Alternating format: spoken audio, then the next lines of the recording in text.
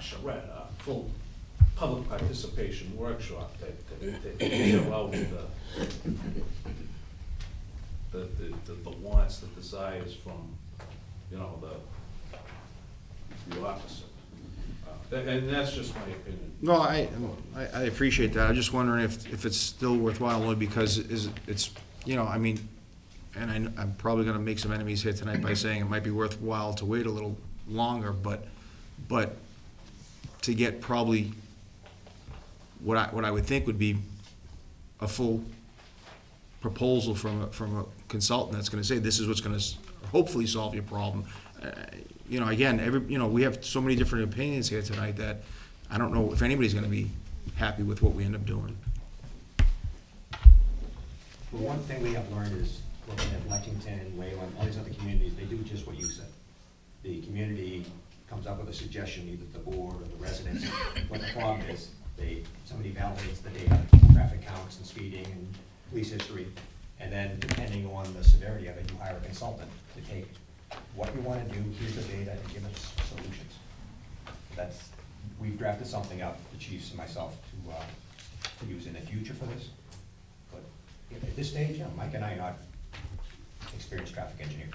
And listen, I think the proposals you put forward are good proposals. I just don't know if it's gonna make any, you know, I think barring, you know, taking us out of the picture and you two, if someone comes in who doesn't have a vested interest and said, this is what's gonna solve your problem, then we need to make a decision on, and is that the route we're going or not? That's just my opinion, but. We did spend $9,000 for a traffic study. They never had them come in. So we spent $9,000 and nobody came in to. But a traffic study's gonna give you the facts. They're gonna give you the numbers of what's there. No, Next time, right. if we spend that money, we need to put something in there that's gonna have that gentleman come in, or lady come in and explain Right, to us. right. Because it never happened before. In fairness, I don't think you really need, I mean, the facts are the facts. So on a traffic study, I mean, it's written down. I don't think there's a lot that you can learn from someone coming in, but I do agree with you that if we had a consultant come in then and recommend a plan, then yes, you would want to sit down and talk to that person, or have them come here. But that's what traffic. And to add to- I mean, the traffic, purpose of the Right, that's traffic study exactly. was to determine whether or not it met warrants, and Right. and we could file for the exclusion. So it solved that, Right. it answered that question for us. Right. You know, the rest of it Right. is, you know, what are we trying to address here? Yes, The truck Right. exclusion and, alternate route. and speed, or just the truck exclusion? I'm gonna go to I agree. Yeah. Rita Mullen at this point. Rita? Actually, I think, to be quite honest with you, we are all in agreement today. I think all the neighbors are pretty close to it. I want to thank the Board of Selectmen for revisiting it, the truck exclusion route, and research and time that was spent by the DPW Director Dick Cannavale, Police Chief Mike Murphy, Fire Department Acting Chief Billy Warnock, Town Engineer Mike Surrigan, Town Administrator Greg Balakonis, and the neighbors in New and Chestnut Street that have been investigating the truck exclusion route for the past 4 years up to present.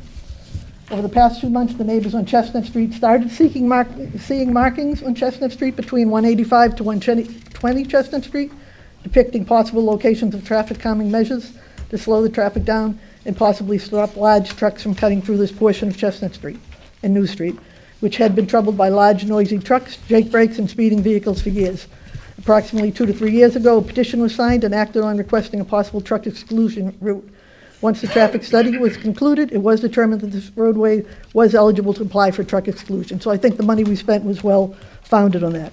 Originally, meetings were held with many neighbors and determined that maybe it would be beneficial to first try measures such as raised crosswalks or speed tables to slow down the traffic. Although the meetings that we had that the Chief Murphy ran with the original neighbors were the truck exclusion, and I think because there were some questions, and I was one of the ones that originally was against the truck exclusion, for the reason that I felt that it hadn't been investigated by the whole safety study team.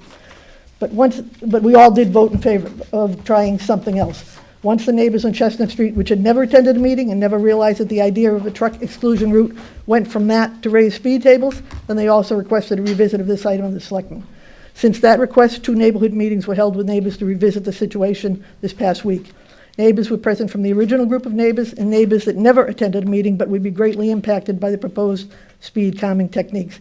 And I want to make it clear that everybody understands that although I work at Monahan Lumber, although I live on that street where one of the markings were there, and I've been on recreation for 35 years and 40 years and could really care about Kid Spot, to be honest with you, I got to revisit this because I got calls from neighbors asking me what was going on. And I've said before, if a speed bump in front of my house made it safe, I'm all in favor of it. But to be quite honest with you, I don't believe that's what's happened. So the results of the meetings, which I thought were very, very productive, there were 12 households out of about 30 that originally were part of this area that we're talking about, and then additional neighborhood votes of 5 other households called, so there were 17 people. And at the meeting, agenda was given out that kind of stated everything from when Mr. Foss started it to date and what the overriding reasons were, why we were doing this. And the overriding vote came back from all the people there, 17 to nothing, that they wanted to see the truck exclusion, because everybody said from the very beginning, no matter how many times we dissected it, the truck issue was the number one concern. So we're asking the selectmen, and the 17 people, and/or if you decide to hold another meeting so everybody has more notice on it, to definitely go ahead with the truck exclusion. The second thing that came into it for the speeding was that if we wanted to look at the speeding situation, we would consider things like the second vote was to do no physical interim traffic calming measures such as raised crosswalks or speed tables, road narrowing techniques, do none of those. And the vote was 15-2, and the 2 people were saying, well, we're not sure if you put buckets up or whatever.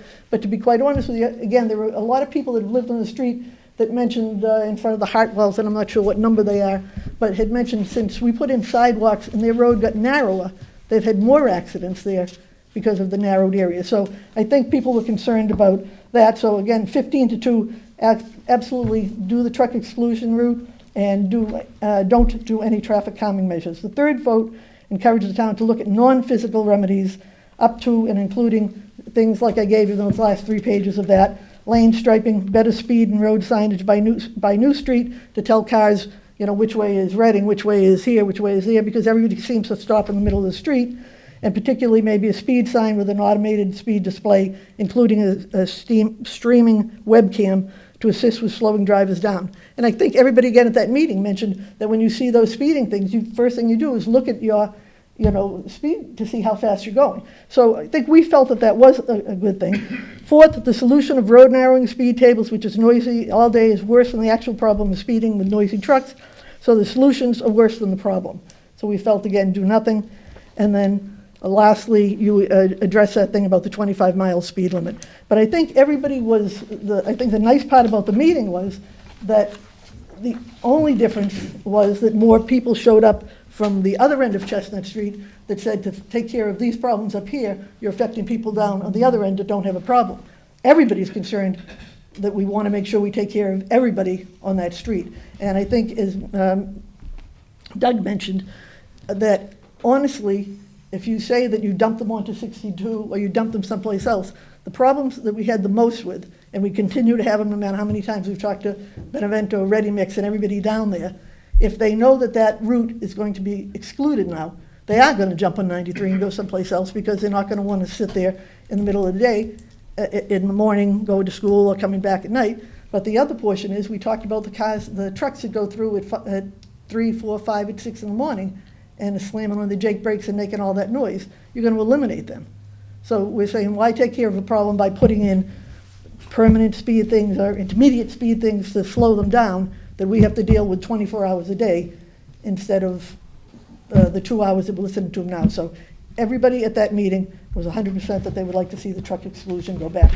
The only thing I'll say, Peter, at this point is that I'll go back to words uttered by Mr. Messeri as we started this. There's no guarantee we're going to get that truck exclusion. Correct, but at least if they come up with something that they think, my impression is if Route 62 is already a truck route, it's a designated route, Route 62. If you're saying you can't dump them on there, the town, the state, I think at least will look at it and give it a fair consensus that if you move them some other place to hopefully go to 95, 495 when they start. It's not the people in this little loop that are hitting that. It's everybody that's coming from 93, 128, 495, 95, and then coming in that way. So now if they know there's gonna be the truck exclusion, they'll go there. So hopefully the state will look at it, but we're asking you to do that first before you put any other measures. And again, I apologize to Mr. Foss that started this a couple of years ago, and, you know, we kind of knocked down the truck exclusion.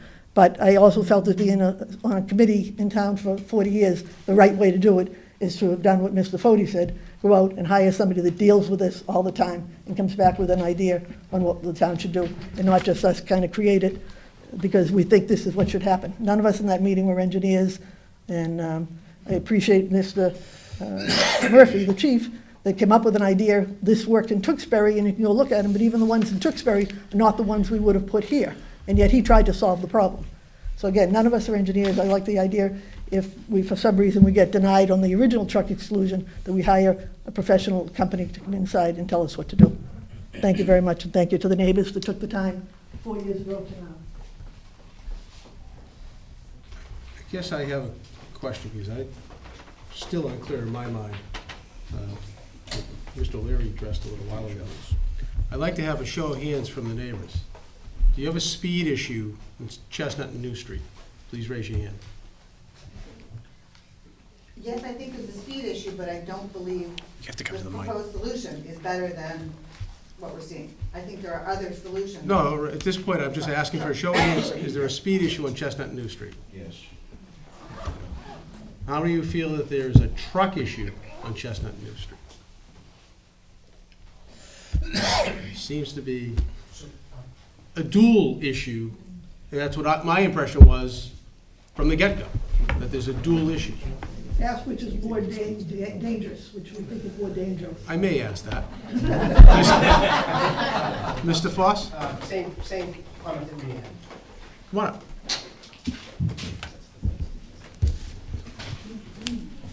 I was just going to echo the same thing. Nate Foss, 127 Chestnut Street. I think you should ask which is the predominant problem. So I think there would be a unanimous vote that the trucks are the predominant problem. If you ask anybody in this room that lives in that neighborhood to choose between speed and safety and the issue of trucks in and of themselves, they're going to tell you trucks. I mean, I don't know anybody that, you don't Call for the vote, Dave. Call for the vote. just, can we, I can't call for the vote, but the other thing that I think needs to be addressed, since I have the floor for a minute here, is I wouldn't mind hearing from Chief Murphy and DPW Director Carnival regarding what their opinion is if we had an exclusion on Chestnut and New Street with respect to where the traffic would ultimately go. And I raised that question, I've raised it before. The big trucks that we're talking about cannot take a right at Ryers. So they're gonna have So to go somewhere else. They're gonna have to go somewhere else. Now, I'm not saying that that's gonna address the inbound, because I think they can take a left at Ryers. But ultimately, with the hours that they operate, and the school hours, and the light down there, they're gonna go somewhere else.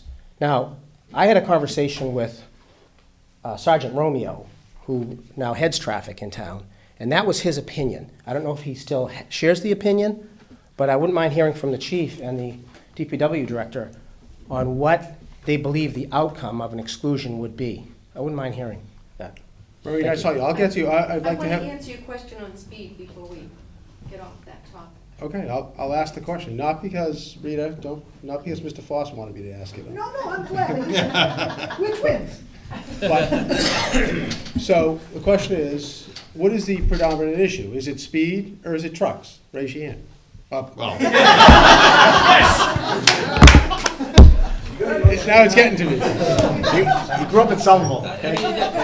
It's clear to me it's trucks. I mean, trucks are Trucks- the is primary trucks the concern primary- first. Is trucks the primary issue? I mean, they demonstrated that with their raising. But No, I it's have not. I have a different perspective. We keep Hold on, talking. Maureen, hold on. Well, you asked. I didn't call you up, Okay, all right. Mr. Messeri. I think if you went into and got any neighborhood in town, residential neighborhood, and you asked them the question about speed, they'd all say, there's a speed problem. So, and I think these people, their real concern is trucks. Now, the speed, if there's a speed problem, there are ways of addressing that. that's called enforcement or, you know, cyclic enforcement, like any other neighborhood where they've had to put the radar sign up because of complaints.